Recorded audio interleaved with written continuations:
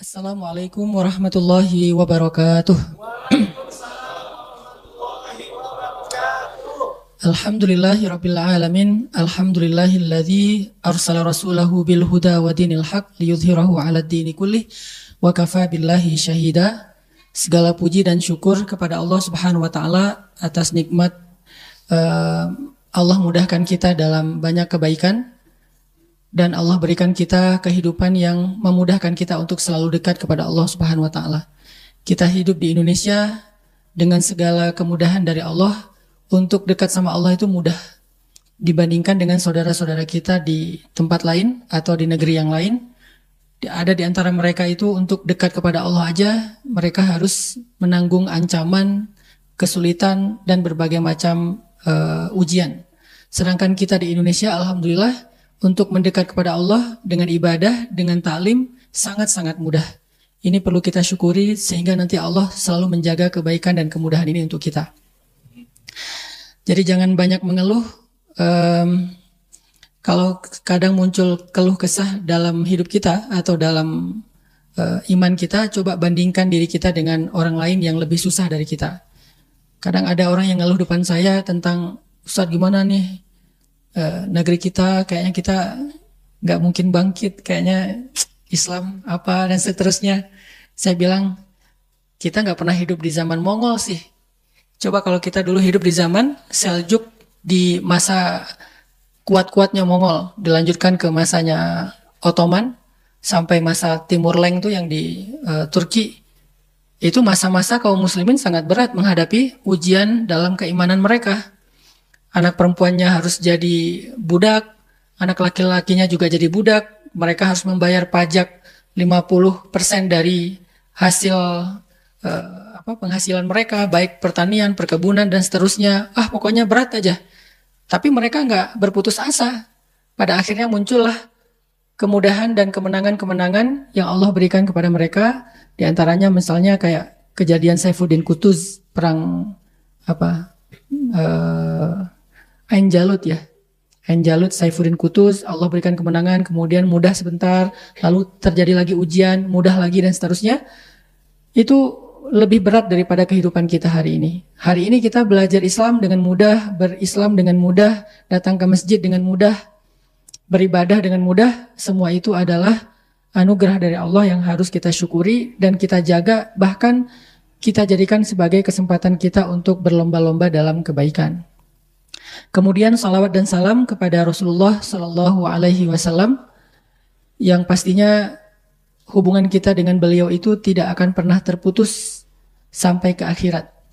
Hari ketika hubungan suami istri, ayah dan anak itu terputus, ternyata hubungan dengan Rasulullah belum terputus karena masih ada syafaat Nabi. Yauma yafirrul mar'u min akhihi wa ummihi wa abihi wa sahibatihi wa banihi likulli imri'in minhum yauma idzin sya'nun yughnih. Hari ketika seorang anak lari dari ayahnya, lari dari istrinya, lari dari ibunya, lari dari anaknya, lari dari temannya. Pada hari itu semua orang sibuk sendiri-sendiri, cuman satu orang yang sibuk mengurus orang lain, yaitu Rasulullah Shallallahu Alaihi Wasallam.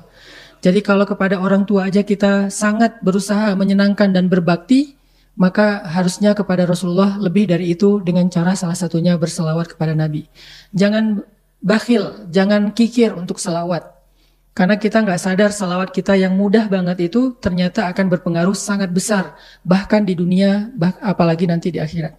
Man shalla alayya salatan, sallallahu alaihi ashran. Siapa yang berselawat kepadaku 1 kali, Allah berselawat untuknya 10 kali. Salawat Allah untuk seorang hamba artinya ampunan dosa dan rahmat. Jadi jangan remehin. Kalau kita mendengar nama Nabi disebutkan, maka katakanlah Allahumma sholli ala Sayyidina Muhammad. Teman-teman yang dirahmati Allah Subhanahu wa taala, marilah kita renungkan beberapa ayat Al-Qur'an sebelum kita membahasnya dalam nasihat-nasihat yang mudah-mudahan menjadi booster iman. Pertama, firman Allah di dalam surat Al-Baqarah ayat 148. Allah Subhanahu wa taala berfirman, A'udzu billahi minasy syaithanir rajim. Bismillahirrahmanirrahim.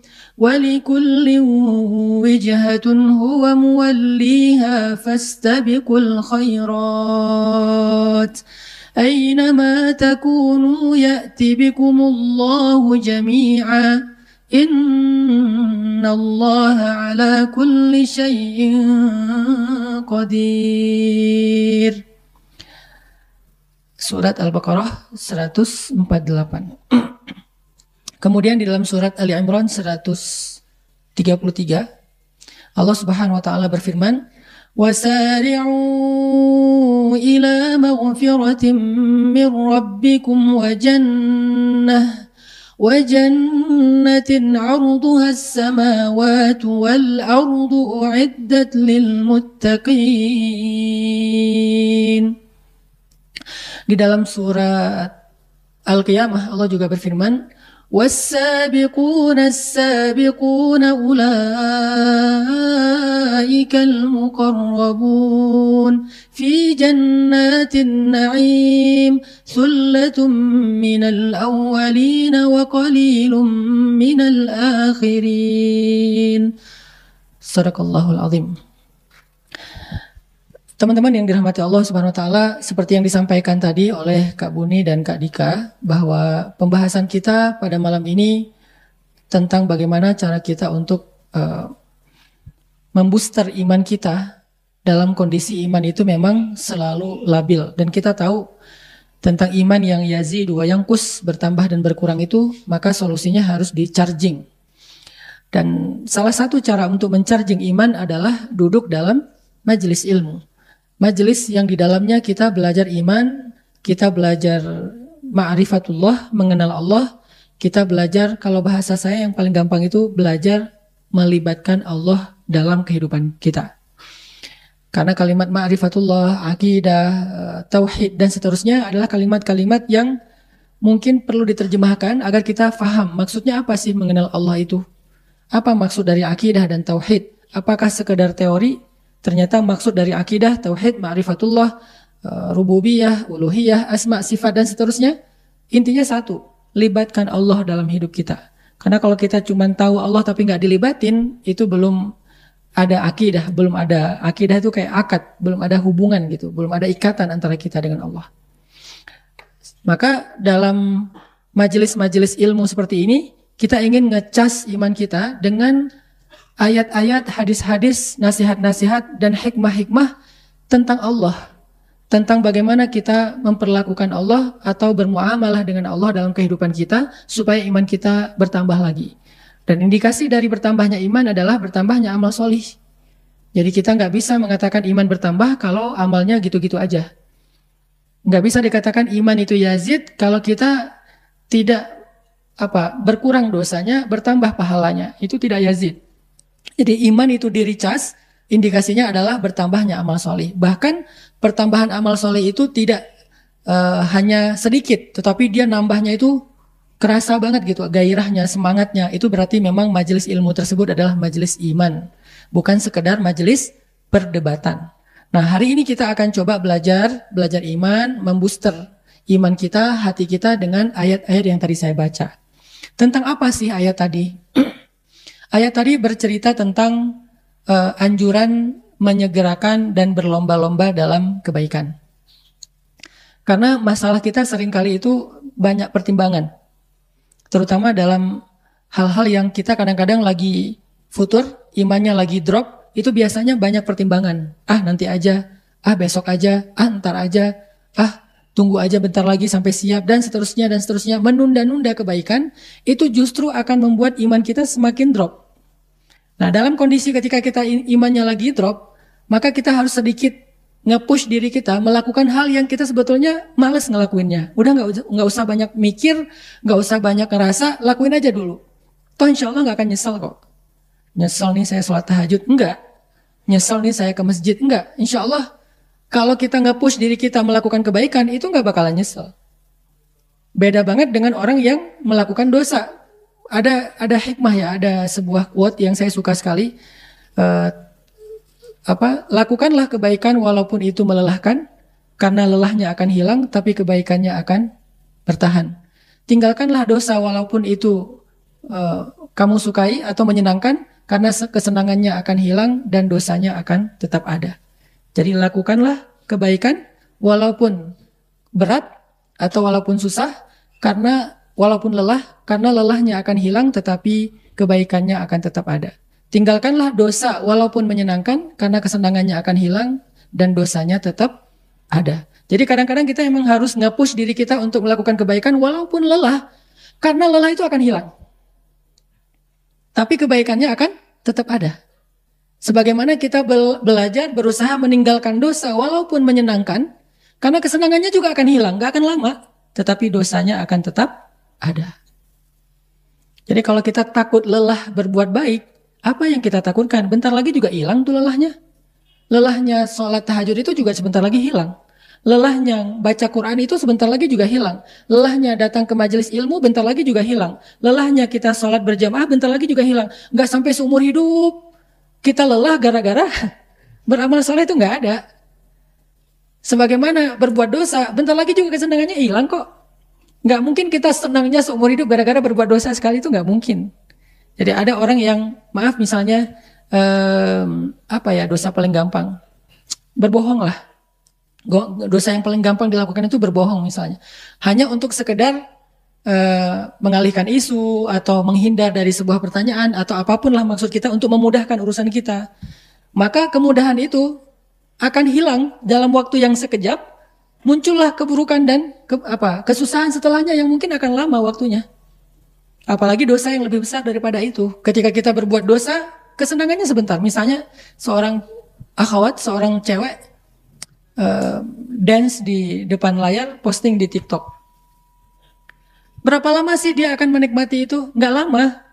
Begitu viewsnya kecil, bergantilah kesenangan dance tadi dengan kekecewaan. Kok cuman segini sih, udah capek-capek ngedit, pakai filter berlapis-lapis, hasilnya gini doang gitu kan ya. Nah artinya tinggalkanlah dosa walaupun menyenangkan. Ini berlaku juga buat saya sendiri karena kita nggak mudah juga melakukannya semampu kita. Tinggalkanlah dosa walaupun itu menyenangkan, karena kesenangannya akan hilang dan dosanya akan tetap ada. Lakukanlah kebaikan walaupun itu melelahkan, karena lelahnya akan hilang sedangkan kebaikannya atau kebahagiaannya akan tetap ada. Ini quote yang saya suka sekali, saya sampai udah lama banget ya sampai lupa siapa sih yang ngomong kayak gini, kok hikmah sekali gitu. Maka malam ini saya pengen ngajak kita merenungkan ayat-ayat, hadis, kisah, nasihat tentang menyegerakan kebaikan dan berlomba-lomba dalam kebaikan, terutama saat kita dorro, saat kita sedang susah, saat kita sedang dalam keadaan males, saat kita dalam keadaan mager, pengennya santai-santai aja, nggak mau ngelakuin apa-apa. Nah ini kita harus coba nge-push diri kita tanpa berpikir panjang, tanpa banyak pertimbangan, lakuin aja dulu selama itu masih wajar. Insya Allah kita nggak akan nyesal. Ayatnya tadi yang pertama kita membaca di dalam surat Al-Baqarah ayat 148. Ayat ini sebetulnya lagi menyindir orang Yahudi yang suka sekali berdebat. Jadi orang Yahudi itu memperdebatkan tentang masalah kiblat. Dulu ketika kaum muslimin sholat menghadap kiblat yang sama dengan mereka, yaitu ke Masjidil Aqsa, mereka suka berdebat tentang mana agama yang benar. Kalau agama Islam yang benar, kenapa ikut-ikutan agama Yahudi? Kalau agama Yahudi yang benar, kenapa orang Islam mengklaim Nabi mereka adalah Nabi penutup dan menyempurnakan agama Yahudi dan seterusnya? Kalau emang menyempurnakan, kenapa tuh kiblatnya ikutan agama yang disempurnakan? Debat aja, tapi sholat enggak. Akhirnya pindah kiblat, karena kaum muslimin merasa berat hati dengan hinaan orang Yahudi, Nabi juga merasa enggak nyaman, akhirnya Allah pindahkan kiblat dari Masjidil Aqsa ke Masjidil Haram. Setelah kiblat pindah, orang Yahudi ngomong lagi, debat lagi. Kalau emang agamanya benar, ngapain sih pelin-pelan? Kalau udah benar ke Masjidil Aqsa, ya udah Masjidil Aqsa aja, nggak usah rubah-rubah. Kayaknya Islam ini pelin-pelan deh, syariatnya nggak benar deh, dan seterusnya. Kalau emang sholat ke Masjidil Aqsa itu yang benar, maka mulai sekarang sholatnya orang Islam itu nggak sah. Kalau sholat ke Masjidil Aqsa, ke Masjidil Haram itu yang benar, berarti selama ini sholat mereka ke Masjidil Aqsa nggak sah. Kan bingung ya? Wah. Kaum muslimin bingung lagi nih, aduh gimana ya Rasulullah, berarti selama ini sholat kita nggak benar dong ke Masjidil Aqsa, yang benar sekarang nih ke Masjidil Haram. Muncullah ayat walikulli wijhatun huwa muwalliha, kemanapun arahnya, itu bukan itu intinya. Intinya adalah fastabiqul khairat. Udah sholat belum? Sholatnya udah benar belum? Kalau udah benar udah ditambah belum dengan rakaat-rakaat sunnahnya? Udah ditambah belum dengan bacaan-bacaan yang lebih daripada sekedar 1 ayat 2 ayat. Fastabiqul khairat, intinya ayo berlomba-lomba dalam kebaikan, bukan memperdebatkan arah mana yang benar antara Aqsa atau Makkah, antara mazhab A dengan mazhab B dan seterusnya, antara yang kunut dengan yang tidak, antara yang salawatnya pakai sayyidina atau yang tidak sayyidina, antara yang tarawihnya 11 apa 23, antara yang pakai sarung atau pakai jubah. Bukan itu intinya. Intinya fastabiqul khairat, dan kita udah harus meninggalkan hal-hal yang nggak produktif kayak gitu. Sekarang intinya bukan tentang geng mana kita dalam perpolitikan di Indonesia. Sekarang kita adalah masanya, karena ini masih jauh dari tahun politik, kecuali bagi para politikus mereka selalu merasa dekat ya. Kalau kita sih masih jauh sih, 2024 masih 2 tahun lagi. Buat kita bukan itu intinya. Sekarang intinya kita udah fastabiqul khairat nggak untuk membangun Indonesia? Masa dari tahun 2019 sampai 2024 masih aja A, B, kubu A dan kubu B dan seterusnya. Terus kapan bangun Indonesianya? Kapan kita berkaryanya dengan masing-masing kapasitas kita? Ya, atlet berkarya sebagai atletnya, pengusaha berkarya sebagai pengusahanya, orang sosial berkarya dengan proyek-proyek sosialnya, para dai berkarya dengan nasihat-nasihat dan dakwah programmingnya. Berkarya aja udah fokus fastabiqul khairat, sehingga kita nggak habis energi untuk hal yang tidak produktif. Ini sebuah nasihat yang penting sekali dalam keislaman kita. Karena dulu para sahabat hampir terbawa dengan gaya orang Yahudi yang debat siang malam, amalnya sedikit. Sehingga Allah dan Rasulnya nggak rela kaum muslimin mengimpor budaya ini, budaya berdebat, budaya sibuk saling menyalahkan, tapi tidak beramal apa-apa. Muncullah ayat ini, walikulli wijhatun huwa muwalliha fastabiqul khairat aina ma takunu ya'ti bikumullahu jami'a innallaha ala kulli syai'in qadir. Jadi udah nggak usah debat tentang mana arah yang paling benar. Dari manapun Allah Maha mendatangi kalian, Allah Maha menghitung amal kalian. Yang paling penting fastabiqul khairat.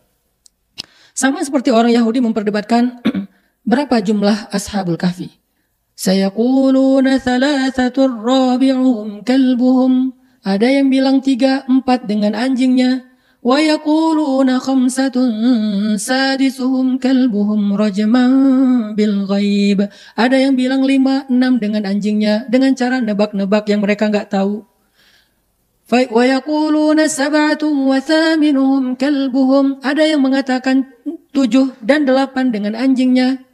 Katakanlah Allah lebih tahu jumlahnya. Fala tumari fihim illa mira'an zahira wa la tastafti fihim minhum ahada. Janganlah kamu mendebat mereka tentang hal-hal yang tidak terlalu berdampak kepada amal solihmu.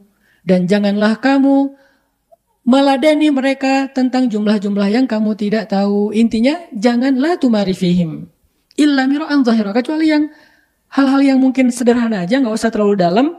Yang tampak-tampak aja, nggak usah terlalu diulik-ulik, karena itu tidak berdampak kepada amal solih. Siapa nama anjingnya? Jenis apa?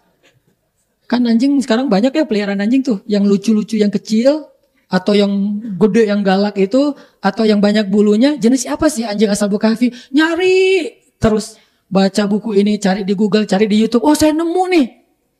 Di mana Ya'juj Ma'juj dikurung? Kan banyak tuh. Hal-hal kayak gini kan cukup kontroversi dan akhirnya jadi rame kan di sosmed, nyari Ya'juj Ma'juj. Oh, ada tuh yang katanya dinding dilihat oleh seorang turis, terekam kamera, kebuka. Pas kelihatan terus tutup lagi. Itu tuh Ya'juj Ma'juj. Ada yang bilang lagi temboknya Zulkarnain itu adalah tembok Cina. Wah, dengan beragam interpretasi yang tidak berdampak kepada amal solih. Akhirnya terjebak di dalam budaya orang Yahudi yang dikenal dengan istilah Israiliyat. Apa itu Israiliyat? Dongeng-dongeng orang Israel atau Bani Israel. Karena mereka suka dongeng. Nabi Sulaiman memiliki kalau nggak salah 1099 istri. Mendatangi satu persatu dalam satu malam semuanya. Saya nggak bisa ngebayangin. Ya udah jangan dibayangin. Mendatangi 99 istrinya dalam satu malam dan lupa bilang bismillah. Sehingga nggak ada yang jadi, satu-satunya jadi setengah manusia, setengah jin. Israiliyat udah. Dongeng orang Yahudi. Masa Nabi Sulaiman kayak gitu? Ini nggak pas untuk seorang Nabi yang mulia. Tapi kan sensasi ya ceritanya. Nabi Yunus ketika dikeluarkan dari perut ikan nggak pakai apa-apa karena semua pakaiannya sudah rontok sehingga beliau dalam keadaan tidak berbusana. Ngapain kok ngebahas itunya Nabi Yunus? Yang dibahas di dalam Al-Quran itu bukan dalam keadaan apa Nabi Yunus dikeluarkan dari perut ikan, tapi doanya Nabi Yunus itu yang menggetarkan arasy sehingga yang menambah amal kita harusnya subhanaka inni kuntu minaz zalimin. Itunya yang kita amalkan, bukan tentang bagaimana dikeluarkan dari perut ikan. Jenis ikannya apa? Apa megalodon dan seterusnya. Nah, ini nih Israiliyat namanya teman-teman. Begitu juga dengan Nabi Daniel. Nabi Daniel, banyaklah. Sehingga kita di dalam ayat ini dianjurkan oleh Allah untuk fastabiqul khairat, berlomba-lomba aja dalam kebaikan. Jangan terlalu banyak menyibukkan diri dengan perdebatan. Nah, hari ini ketika kita udah hijrah, kita dihadapkan dengan sebuah fenomena tentang perdebatan mazhab. Walaupun itu bukan hal baru sebetulnya, udah lama banget. Cuman sering menghangat nih. Seiring munculnya gairah beragama, menghangat lagi nih hal yang kayak gini. Dan kita harusnya udah lebih moderat dan lebih mature lah dalam hijrah kita untuk tidak masuk dalam pusaran ini. Teman-teman akan jarang sekali melihat saya terlibat dalam perdebatan. Kenapa? Beberapa yang kita anggap perlu untuk kita respon dalam perdebatan di publik kita, sebetulnya itu hanyalah pengalihan isu. Kita sengaja diangkat-angkat terus tentang isu radikal, tentang masalah ini dan itu. Untuk apa? Supaya kita ngebahas ini aja. Karena sifat dari kita itu kan memang senang ngebahas sesuatu ya. Bahas ini aja, jangan yang ini ya. Jangan penemuan sebuah tambang emas terbesar di dunia yang baru nih yang mau dikerjain, itu jangan dibahas ya. Karena ini biarin aja senyap jalan. Yang ini aja yang dibahas. Mana yang radikal, mana yang gak radikal, mana mazhab ini, mana mazhab itu, mana yang masuk neraka, mana yang masuk surga. Kita sibuk gitu dengan teman kita, lo neraka lah, gue yang surga ya. Semua yang lain neraka kita doang. Itu tuh sebagiannya, nggak semuanya ya. Sebagiannya emang pengalihan isu dan kita terjebak di dalam hal itu. Opini publik yang dibangun. Walaupun kita anggap saya harus bela nih idealisme saya, ideologi saya. Ya, nggak salah niat antum, spirit teman-teman tuh nggak salah. Tapi kita harus lihat ada agenda apa di belakangnya. Terus gimana dong kalau kayak gitu? Cukup sekali tapi jangan larut. Kalau bisa jangan berdebat, bentuknya edukasi. Kalau ada yang keliru, ya kita edukasi, kita jelaskan mana yang benar, udah selesai. Tapi jangan diladeni debatnya. Kalau saya mau ngeladeni debat di komen, banyak yang kayaknya renyah banget untuk diladeni nih. Replay aja. Biasanya ketika saya replay, insya Allah teman-teman akan nge-replay balik, akhirnya itu penuh kan. Jadi berudul bawahnya kan ya, akhirnya dia delete sendiri. Bisa aja kayak gitu. Atau di akun orang akhirnya dia dimatiin komennya. Bisa kayak gitu. Muncul sensasi, wah saya berhasil bikin dia akhirnya nggak nyaman matiin komen, saya berhasil neken dia. Buat apa? Ini namanya walikulli wijhatin huwa muwalliha. Yuk kita beramal aja, fastabiqul khairat. Fokus aja dengan beramal. Jangan tentang perdebatan. Kalau ada yang berdebat kita dari saudara kita yang lain, mungkin dia belum matang dalam hijrahnya. Masih sensasi. Yang dibahas hal-hal yang mungkin bukan hal yang cukup urgen juga. Walaupun nggak ada salah dibahas, cuman nggak urgen-urgen banget sih dalam keislaman kita. Kayak misalnya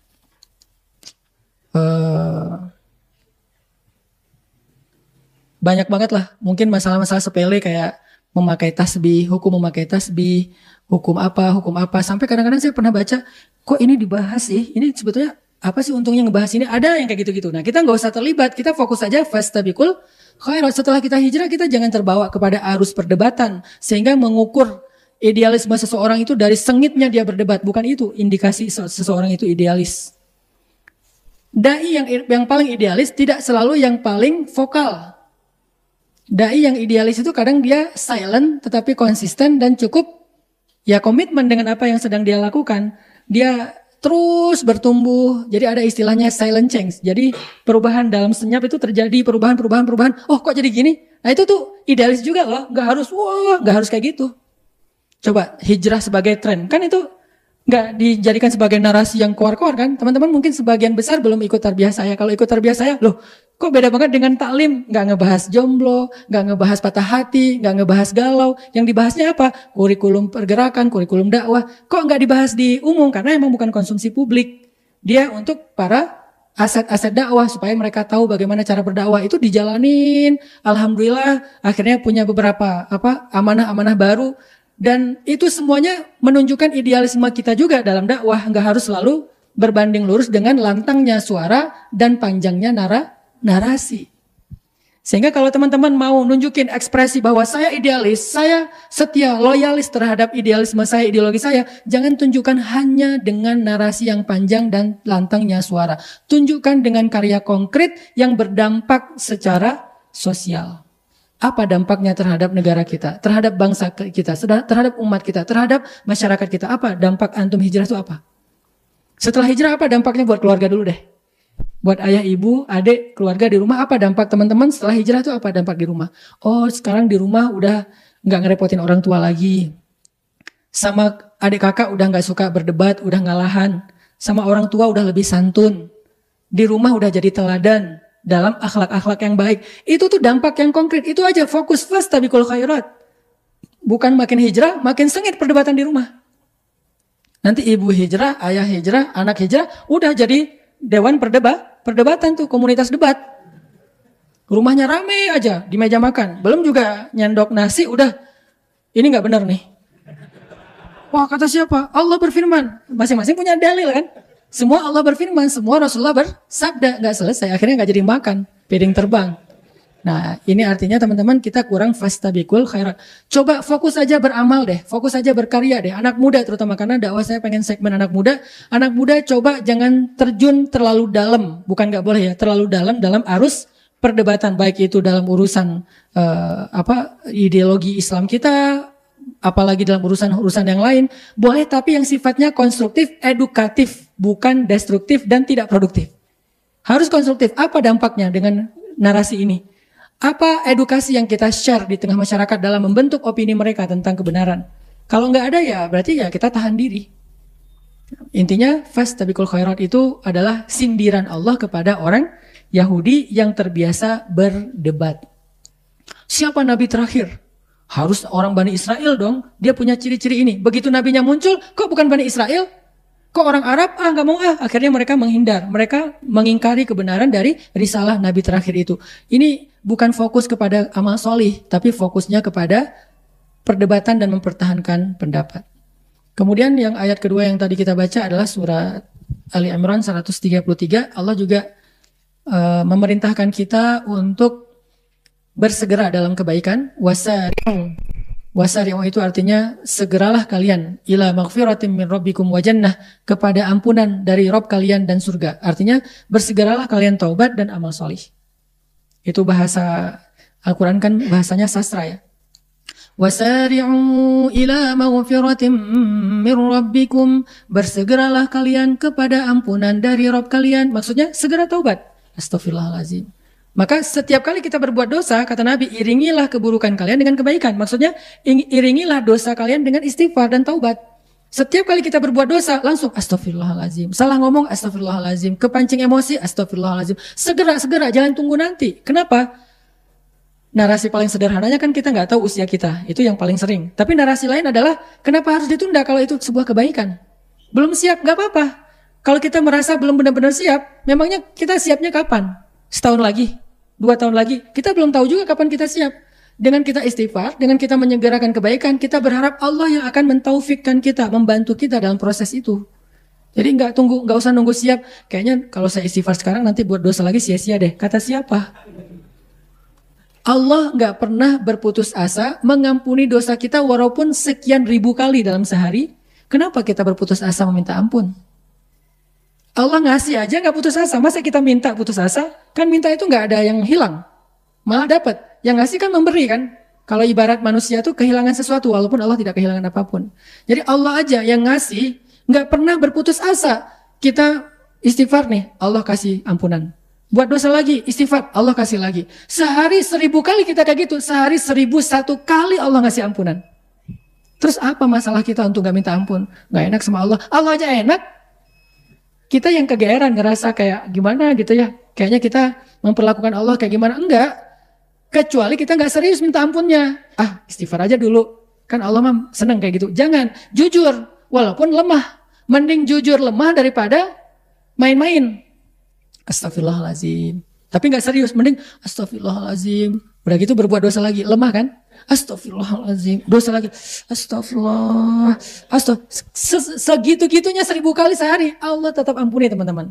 Dan yang dilihat adalah husnul khatimah. Yang mana yang paling akhir? Makanya ada doa, waj'al khaira a'mali khawatimah, ya Allah jadikanlah sebaik-baik amalku yang penutup. Makanya kata Allah, wasari'u ila maghfiratim min rabbikum. Insyaallah kita lanjutkan setelah sholat Isya. Barakallahu fiik.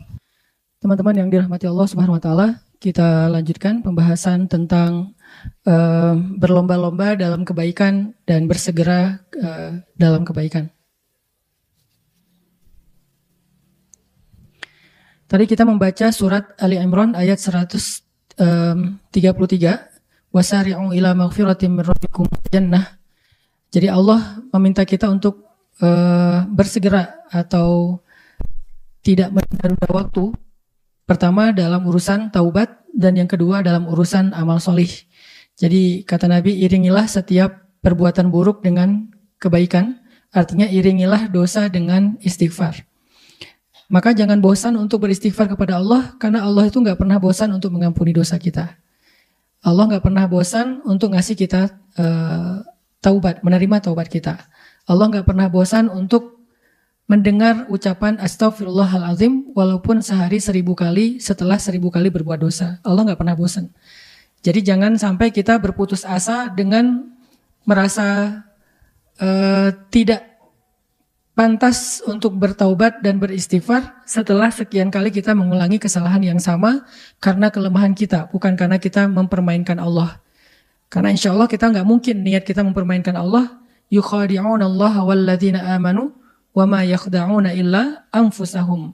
Jadi kalau kita mengelabui Allah, mempermainkan Allah, kita hanya mempermainkan diri kita sendiri. Nggak mungkin. Terus kalau kita ngelakuin dosa berulang kali gimana? Ya mudah-mudahan itu bukan karena kita mempermainkan Allah. Mudah-mudahan karena kita memang lemah. Berkali-kali kita tergelincir kepada dosa karena lemah. Tapi setelah itu langsung iringi dengan istighfar lagi, iringi dengan taubat lagi. Karena yang paling Allah lihat adalah bukan prosesnya, nanti akhirnya. Mana akhirnya? Taubat atau dosa? Kalau akhirnya adalah astaghfirullahalazim dan gak sempat melakukan dosa yang berikutnya, tetapi dia udah mengiringi dosa yang sebelumnya dengan istighfar, maka dia adalah orang yang memperoleh husnul khatimah. Ya setidaknya di akhir malam sebelum kita tidur, kita istighfar dulu. Ya Allah, hari ini saya banyak banget dosa. Dari mulai bangun tidur tadi pagi, udah dosa. Di sosmed dosa, di jalan dosa, ketemu orang dosa. Dalam kesendirian pun masih banyak dosa. Ya Allah, ampunkanlah dosa saya hari ini. Istighfar sebelum tidur dengan istighfar yang jujur dan sungguh-sungguh. Walaupun kita gak yakin besok kita akan bersih.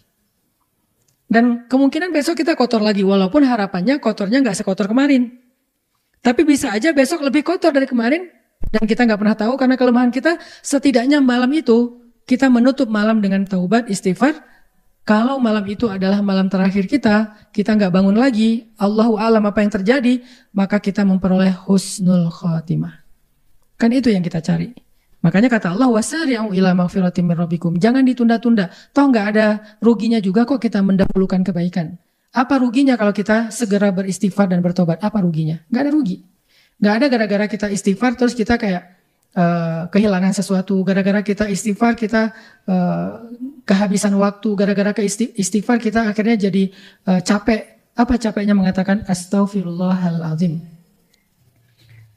Kalau Allah mau syariat istighfar itu dibikin panjang, kayak Sayyidul Istighfar lah minimal ya. Allahumma anta rabbi la ilaha illa anta khalaqtani wa ana abduka wa ana ala ahdika wa wa'dika mastata'tu a'udzubika min syarri ma sana'tu abu'u laka bi ni'matika alayya wa abu'u bi dzambi faghfirli fa innahu la yaghfirudz dzunuba illa anta. Panjang. Kalau yang mau segini keren karena ini Sayyidul Istighfar, pemimpinnya istighfar. Kalau yang bisa hafal ini luar biasa ini kalimatnya. Tapi bagi yang nggak mampu menghafal ini atau nggak mungkin juga kita baca ini misalnya setiap berbuat dosa baca itu kayak panjang gitu ya. Bukan nggak mungkin, agak berat mungkin bagi sebagian besar dari kita termasuk saya. Ada nggak yang lebih ringan supaya kita nggak menunda-nunda istighfar? Kayaknya nggak cukup waktu Ustadz. Saya lagi hektik nih, saya lagi meeting nih, saya lagi apa? Kan lagi meeting kayak salah ngomong misalnya kayak nggak sengaja ngetawain temen. Masa Allahumma anta rabbi la ilaha illa anta khalaqtani wa ana abduka. Ngapain lo ngelamun? Ntar lagi istighfar. Jadi kayak panjang kan, jadi text time gitu kan. Makanya ada yang lebih ringkas, lebih pendek, lebih mudah, lebih bisa dilakukan secara spontan. Ngetawain teman salah nih, astagfirullahaladzim, beres. Atau suuzon sama orang lain, cari muka nih, astagfirullahaladzim, beres. Kan gitu kan ya? Nggak perlu sampai yang tadi Allahumma yang panjang bisa menghabiskan misalnya sekian belas detik atau sekian puluh detik yang buat kita sekian puluh detik itu sesuatu yang berat mungkin. Maka ada yang ringan, astagfirullahaladzim. Terus ruginya di mana? Beratnya di mana? Untuk kita tunda nanti aja deh di akhir hari menjelang tidur. Nanti lagi, toh nggak rugi juga. Astagfirullahaladzim. Astagfirullahaladzim. Wah nggak benar. Astagfirullahaladzim. Apaan sih? Astagfirullahaladzim. Terus aja gitu. Sehari entah berapa kali. Nabi aja yang nggak punya dosa sehari 100 kali. Yang 100 kali itu nggak harus kita tasbihin. Arti 100 kali dalam hadis tersebut artinya Nabi itu sering kali beristighfar walaupun beliau bukan orang yang berbuat dosa, maksum. Gimana kita? Berarti dari pagi udah biasain aja astagfirullahaladzim. Setiap kali kita ngerasa ada salah, sekecil apapun, lupa astagfirullahaladzim.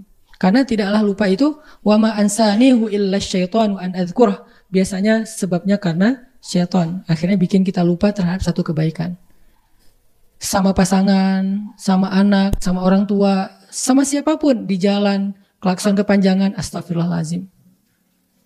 Apa mungkin sebel sama orang akhirnya disalib terus senggol dikit bagian belakang kendaraan, astagfirullahaladzim. Atau apalah, di jalan kan banyak banget dosa kita tuh. Sekarang orang kalau misalnya nggak kayak gitu, ya kejadian lah hal yang aneh kayak sekarang tuh. Gebukin orang di jalan lah, apalah, main hakim sendiri lah. Belum tentu juga itu begal, belum tentu juga itu tabrak lari, bisa jadi itu adalah modus baru dan seterusnya. Ya udah, banyak-banyakin istighfar. Biasanya setelah istighfar Allah kasih kita tuma'ninatul qalb. Karena kenapa? Ala bidzikrillahi tatma'innul qulub. Bukankah dengan mengingat Allah hati jadi tenang? Biasanya kalau udah tenang, emosi lebih reda tuh. Istighfar. Aneh aja kita negara muslim terbesar di dunia, tapi kejadian-kejadian di jalan itu bikin kita malu dengan negara-negara non-muslim, tapi mereka lebih elegan, lebih baik perilakunya di jalan, nggak kayak kita. Minta maaf, ngasih respect ke orang lain yang ngasih jalan, ngasih jempol, kalau dia ngasih jalan buka kaca, makasih atau apa. Itu kan di luar orang udah biasa kayak gitu, jarang banget pakai klakson. Di kita kan klakson hobi ya. Kayaknya kalau sehari nggak pakai klakson rasanya gimana gitu ya. Kayak ada yang garing, apa yang kurang ya? Oh klakson. Kenapa klakson jadi hobi? Mungkin di kita klakson juga bisa jadi alat untuk silaturahmi. Tirit. Klakson gitu kan. Oke lah nggak apa-apa lah. Tapi kayak kadang-kadang jadi kepanjangan juga. Karena kebiasaan klakson atau main ngedim misalnya kayak gitu. Bukan ngedim lagi sih, itu mah udah nyemprot. Biar orang tahu kalau dia punya lampu yang LED. Dari tol itu jarak setengah kilo udah terang banget gitu. Sampai kita juga jadi halu ya. Ini saya di mana, di negeri yang alam beda atau apa? Masih di dunia nggak nih? Kan biasa kalau dipindah alam tuh tiba-tiba terang gitu kan. Wah ini kayak pindah alam, ternyata ada yang pakai lampu LED. Intinya sih banyaklah kesalahan kita dalam sehari teman-teman. Udah istighfar aja yang banyak. Salah ngomong, salah respon, salah apa. Istighfar. Wasari'u. Kemudian wajannah itu artinya bersegera juga berbuat baik. Berbuat baik itu nggak susah. Kalau dalam bentuk ibadah, kata Nabi kalimatan khafifatan 'alal lisan, saqilatan fil mizan, habibatan ilar rahman, subhanallahi wa bihamdih, subhanallahil azim. Ada dua kalimat sangat ringan diucapkan dengan lisan, tapi berat banget di timbangan kebaikan dan Allah sangat menyukai kalimat itu. Allah yang Maha Rahman suka dengan kalimat itu. Apa? Subhanallahi wa bihamdih, subhanallahil azim. Kebalik nih, subhanallahil azim wa bihamdih, tetap dapat kebaikan yang luar biasa. Jadi cuman sekedar nih saya ngomongin kayak gini, teman-teman langsung komat kamit subhanallah wa bihamdi subhanallahil azim. Udah dapat. Ngapain nunggu nanti coba? Pada diam? Jangan diam, ngomong langsung subhanallah wa bihamdi ngapain? Oh iya. Ngapain sih kayak gitu? Udah aja langsung ngomongin subhanallah wa bihamdi subhanallahil azim. Kan bisa gitu ya? Itu artinya kita enggak spontan untuk wasari'u. Saya lagi bilang misalnya istighfar, udah langsung komat kamit astagfirullah. Tulisan kalau udah komat, oh berarti itu wasari'u, tapi kalau gitu. Sampai beres kajian jam 8:30, pulang ke rumah jam 9, udah berapa jam tuh ditunda tuh. Itu maksud yang tadi langsung praktek. Jadi apa ya, call to action-nya itu ya langsung direspon. Jangan, oh Masya Allah ya, luar biasa. Mending sih ada kata Masya Allah, tapi bagus juga ya. Menarik nih kajian. Banyak kalimat narasi yang bisa seharusnya diganti dengan subhanallah wa bihamdi, astagfirullahaladzim, udah keganti tuh. Tapi kita menggunakan narasi yang lebih panjang, apalagi sampai muncul kalimat celaan dan seterusnya kalau kita di luar masjid. Astagfirullahaladzim dan subhanakallah wa bihamdi subhanallahil azim. Dan banyak lagi kalimat-kalimat lain yang zikirnya ringan tetapi bernilai besar di sisi Allah. La haula wala quwata illa billah. Kata Nabi itu kayak kanzun. Kanzun itu kalau di kita itu barang tambang ya, kanzun itu. Sesuatu yang ditemukan dari bawah tanah itu namanya kanzun. Yang tersimpan, yang terkubur, yang harus dicari, susah dapatnya. Tapi kalau udah dapat berharga banget, mahal. Itu namanya kanzun. Siapa yang mau punya tambang? Saya punya cita-cita, seru ya kalau jadi pemilik tambang, jadi pengusaha tambang gitu kan. Tambang batu bara, tambang nikel, tambang apa, tambang ini, tambang itu, paling ininya tambang emas misalnya. Saya punya tambang, kan gaya tuh. Naiknya Range Rover. Biasanya kan pemilik tambang naik itu tuh. Kalau kita pengen jadi pemilik tambang, ada caranya apa? La haula wala quwata illa billah. Itu tambang. Di mana tambangnya? Kata Nabi, kalimat itu Allah simpan di bawah arasy. Itu kalimat yang Allah simpan di bawah arasy. Dan gak sembarangan orang dapat itu. Artinya kalau kita pengen punya satu tambang di bawah arasy Allah langsung. Agak ini ya. Agak la haula ya. La haula wala quwata illa billah. Kaget gitu. Kalau kita, apa tadi teh? Tambang. Kalau kita pengen punya tambang di bawah arasy, maka caranya ucapkanlah la haula wala quwata illa billah. Kalau kita pengen punya tambang yang lebih besar, yang lebih banyak hasilnya, ya banyakin aja la haula wala quwata illa billah. Karena itu tambang langit banget itu. Tambang bumi itu batu bara, nikel, emas, dan seterusnya. Saya bukan orang tambang, jadi gak terlalu menguasai. Tanya Mardegu misalnya, yang ngerti tambang. Tambang bumi banyak, tapi kita kan gak dapat nih. Kayaknya mau jadi pemilik tambang, kayak gak kepikiran. Mungkin gak ya, bisa gak ya jadi saya pengusaha tambang kayak Haji Hisham atau siapa. Kayaknya agak berat ya, hanya orang yang cukup terpilih lah. Walaupun harusnya semuanya bisa bahasa motivasi. Kalau dia bisa, kita bisa. Tapi kalau realistisnya kan di antara kita di sini mungkin nggak tahu ada nggak orang tambang di sini. Mungkin nggak ada. Kalau ada pun 1-2 orang doang. Cari aja di depan ada yang parkir Range Rover nggak?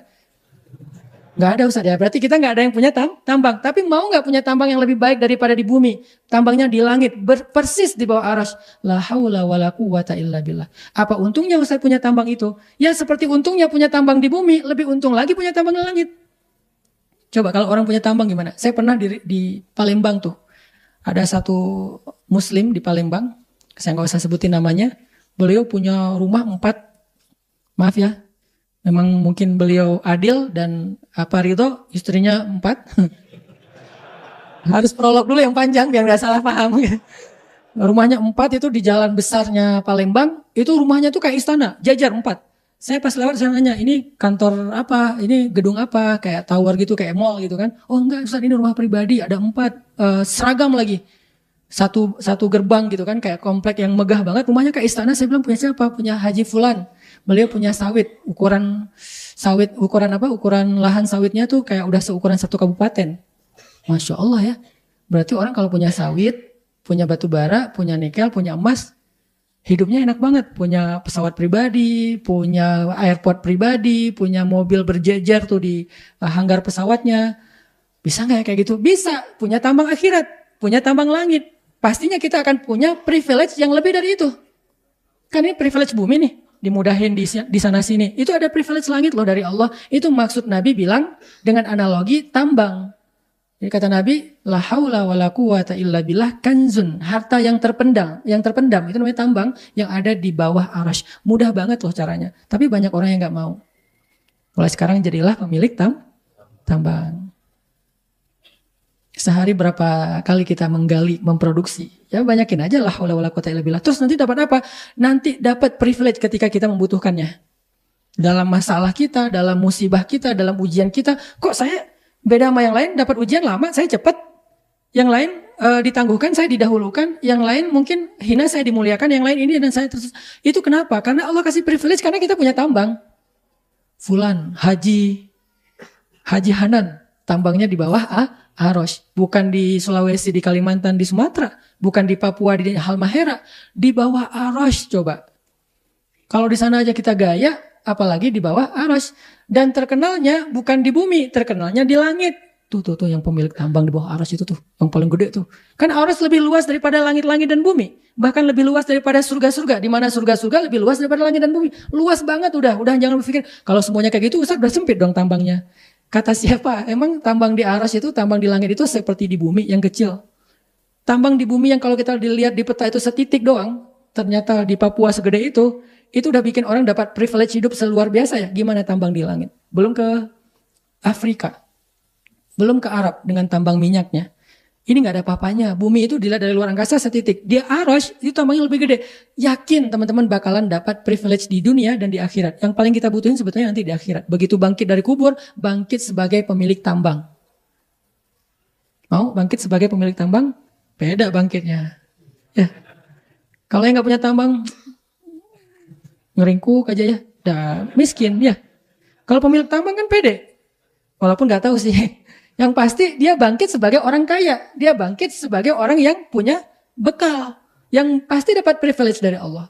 Makanya jangan remehin la haula wala quwata illa billah. Ada kan kisah tentang seorang sahabat yang ditawan sama musuh, bebasnya gara-gara la haula wala quwata illa billah. Ayah ibunya orang miskin. Musuh minta tebusan terhadap anaknya yang ditawan, kalau enggak akan dibunuh besok. Maka ayah ibunya datang ke Rasulullah minta solusi, kata Nabi, banyakin la haula wala quwata illa billah. Mereka beriman, bilang, ya Rasul anak saya ditawan, bukan gak mau beribadah. Tapi mereka tahu bahwa yang dikasih Nabi itu pasti berefek dalam hidupnya di dunia dan di akhirat.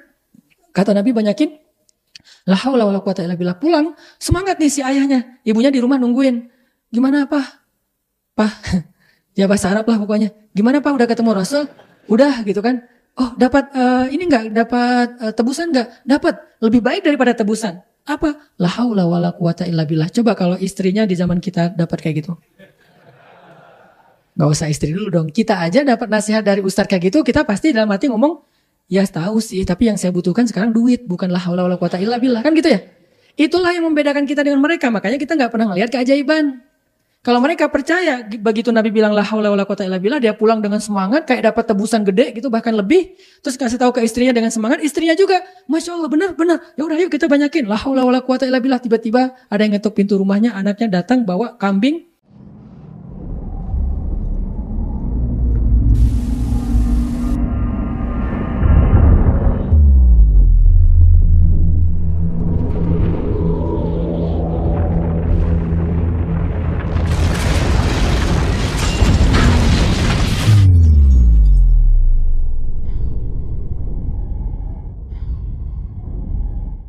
Dalam kesempatan ini, Ustaz Hanan Attaqi menyampaikan ceramah yang menggugah hati, berbicara tentang pentingnya bersyukur atas kemudahan yang diberikan Allah kepada kita, terutama dalam menjalankan ibadah dan mendekatkan diri kepadanya.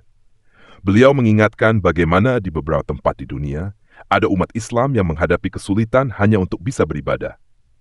Sementara kita di Indonesia diberi kemudahan untuk menjalankan ibadah dan mengakses ilmu agama, suatu nikmat yang seharusnya kita syukuri setiap hari.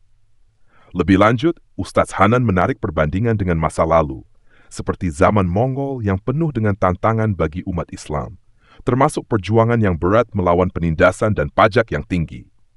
Beliau menegaskan bahwa, meskipun masa itu penuh dengan ujian, akhirnya Allah memberikan kemenangan kepada umatnya. Ceramah ini menekankan pentingnya kesabaran dan ketekunan dalam menghadapi ujian, dan menggunakan sejarah sebagai pelajaran untuk menghargai kondisi saat ini yang jauh lebih mudah. Di akhir ceramah, Ustaz Hanan memfokuskan pada pentingnya beramal tanpa terlibat dalam perdebatan yang tidak produktif. Beliau mengingatkan bahwa berlomba-lomba dalam kebaikan adalah lebih penting daripada terjebak dalam argumen yang tidak membuahkan hasil. Ceramah ini mengajak jemaah untuk menggunakan setiap kesempatan yang diberikan Allah untuk melakukan kebaikan, menjaga hubungan baik dengan Rasulullah melalui selawat, dan terus berusaha meningkatkan keimanan dengan amal saleh.